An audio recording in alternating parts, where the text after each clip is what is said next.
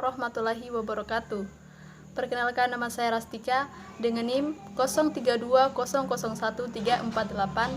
mahasiswi semester 1 di Universitas Muhammadiyah Buton. Jurusan yang saya ambil adalah Pendidikan Guru Sekolah Dasar, Fakultas Keguruan dan Ilmu Pendidikan. Jadi, di video kali ini saya akan menjelaskan tentang pengertian pencemaran laut. Yang kedua, bentuk-bentuk pencemaran laut. Dan yang ketiga, bahaya dari pencemaran laut. Jadi yang pertama adalah pengertian dari pencemaran laut. Pencemaran laut adalah masuknya atau dimasukkannya makhluk hidup, zat, energi, atau komponen lain ke dalam lingkungan laut oleh kegiatan manusia, sehingga kualitasnya turun sampai ke tingkat tertentu yang menyebabkan lingkungan laut tidak sesuai lagi dengan bahan baku mutu atau fungsinya. Kemudian, pencemaran laut juga didefinisikan sebagai peristiwa masuknya partikel kimia, limbah industri pertanian dan perumahan, kebisingan atau penyebaran organisme invasif atau asing ke dalam laut yang memberi efek berbahaya terhadap organisme laut. Kemudian yang kedua, yaitu bentuk-bentuk pencemaran air laut.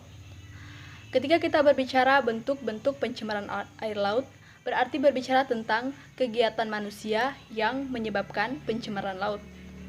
Adapun kegiatan manusia yang menyebabkan pencemaran laut atau bentuk-bentuk dari pencemaran laut adalah yang pertama, tumpahan minyak ke laut.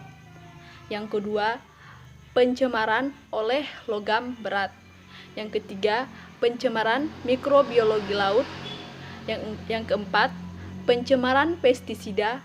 Yang kelima, pencemaran dengan pembuangan sampah sembarangan ke dalam laut. Dan yang ketiga, yang bahaya pencemaran laut. Tentunya pencemaran laut akan berdampak terhadap kehidupan yang ada di dunia ini. Yang pertama adalah berdampak terhadap organisme laut dan juga berdampak terhadap ekosistem laut, berdampak terhadap manusia, dan juga berdampak terhadap kegiatan pariwisata dan industri. Kemudian, dampak dari bahan pencemar yang sering menyebabkan terjadinya pencemaran di laut adalah dampak dari limbah domestik dan pertanian.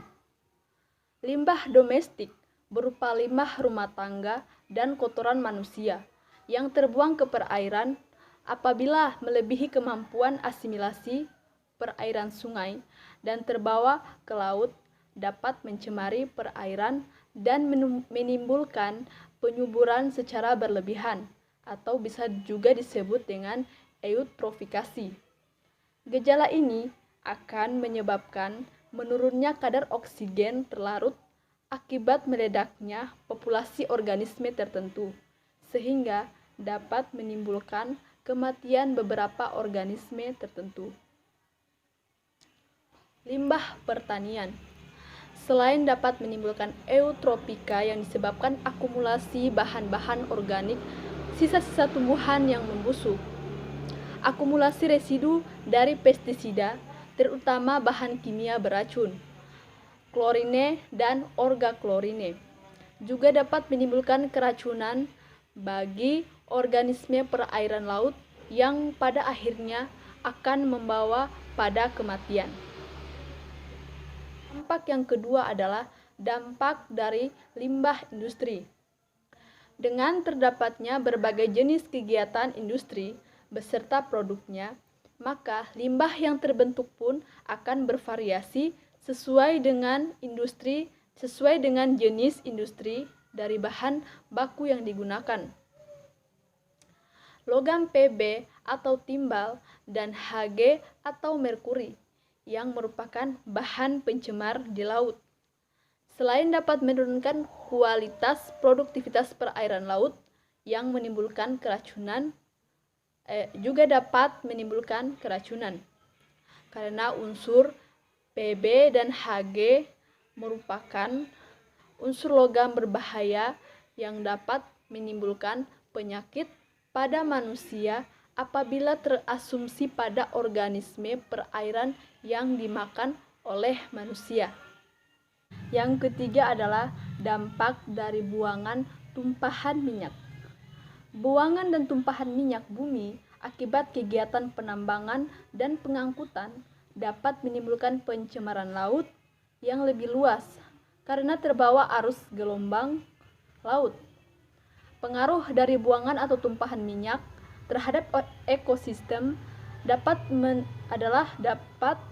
menurunkan kualitas air laut secara fisik, kimia, dan biologi. Secara fisik, karena adanya tumpahan minyak, maka air laut akan tertutup oleh minyak. Sedangkan secara kimia, karena minyak bumi tergolong senyawa aromatik, maka dapat bersifat racun. Dan secara biologi, karena adanya buangan atau tumpahan minyak dapat mempengaruhi kehidupan organisme laut. Terima kasih.